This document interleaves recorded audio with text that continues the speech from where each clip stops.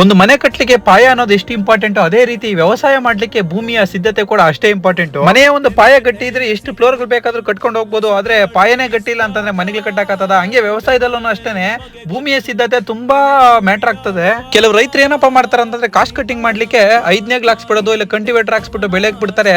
ಅದು ಬೆಳೆಗಳು ಚೆನ್ನಾಗಿ ಬರಲ್ಲ. ನನ್ನ ಪ್ರಕಾರ ಒಂಟಿನೇಗ್ಲು ಹಾಕ್ಸ್ಬಿಟ್ಟು ಚೆನ್ನಾಗಿ ಭೂಮಿನ ಕಿತ್ಬಿಟ್ಟು ಆಮೇಲೆ ಬೆಳೆ ಇಟ್ಟರೆ ಬೆಳೆ ಕೂಡ ಚೆನ್ನಾಗಿ ಬರ್ತೈತೆ. ನಮ್ ಕಡೆ 1 ಎಕರೆ ಒಂಟಿನೇಗ್ಲು ಹಾಕ್ಸಕ್ ಬಂದ್ಬಿಟ್ಟು 12,000 ಐತೆ. ನಿಮ್ ಕಡೆ ಎಷ್ಟೈತೆ ಅಂತ ಒಂದು ಕಮೆಂಟ್ ಹಾಕ್ಬಿಡಿ.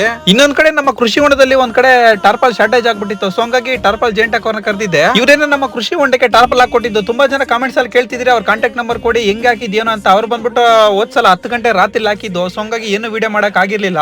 ಸೊ ಹಂಗಾಗಿ ಇವತ್ತು ಬಂದಿದ್ರ ಬಗ್ಗೆ ಸಂಪೂರ್ಣವಾಗಿ ಹೇಳ್ತೀನಿ ಕೇಳಿ. ವ್ಯವಸಾಯ ಅಂದ್ಮೇಲೆ ಕೃಷಿ ಹೊಂಡ ಇದ್ದೇ ಇರುತ್ತೆ ಪ್ರತಿಯೊಬ್ಬರದು. ಆ ಒಂದು ಕೃಷಿ ಹೊಂಡದಲ್ಲಿ ಏನೇ ಒಂದು ರಿಪೇರಿ ಕೆಲಸಗಳಾಗಿರ್ಲಿ, ಇವ್ರು ಬಂದು ನಿಮ್ಮ ಒಂದು ಪ್ಲೇಸ್ಗೆ ಬಂದು ಮಾಡ್ಕೊಡ್ತಾರಂತೆ. ಬನ್ನಿ ಇವ್ರ ಮಾತಲ್ಲೇ ಕೇಳೋಣ ಏನು ಎತ್ತ ಅಂತ.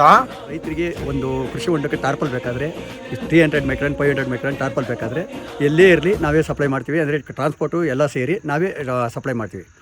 ಪರ್ ಸ್ಕ್ವೇರ್ ಮೀಟ್ರು 130 ರೂಪಾಯಿ ನಾವು 500 ಮಾಡ್ತೀವಿ. ಫಿಟ್ಟಿಂಗ್ ಎಲ್ಲ ಇದೆ ಮಾಡ್ಕೊಡ್ತೀವಿ. ಇನ್ಸ್ಟಾಲೇಷನ್ ನಮ್ಮದೇ ಇರ್ತದೆ. ಅಂದರೆ ಇನ್ಸ್ಟಾಲೇಷನ್ ನಾವಿಬ್ರು ಬರ್ತೀವಿ. ಅವರೊಂದು ರೈತರು ಬರಬೇಕು. ಅವ್ರಿದ್ರೆ ನಾವು ಹಂಗೆ ನಾವೇ ಇನ್ಸ್ಟಾಲ್ ಮಾಡ್ಬಿಟ್ಟು ಹೋಗ್ತೀವಿ. ಕರ್ನಾಟಕದಾಗ ಯಾವುದೇ ಭಾಗದಾಗಿರಲಿ ಎಲ್ಲೇ ಆಗಲಿ ಟಾರ್ಪಲ್ ಏನೋ ಹೊಸದು ಬೇಕಾಗಲಿ, ಇಲ್ಲಾಂದರೆ ಏನೇನೋ ಜೈಂಟಿಂಗ್ ಇದ್ದರೆ, ಇಲಿ ಬಿದ್ದು ನಾಯಿ ಬಿದ್ದು ಡ್ಯಾಮೇಜ್ ಆದರೆ ನಾವು ಜೈಂಟ್ ವರ್ಕಿಗೆ ಬರ್ತೀವಿ. ಕಾಂಟ್ಯಾಕ್ಟ್ ಮಾಡ್ಬೋದು.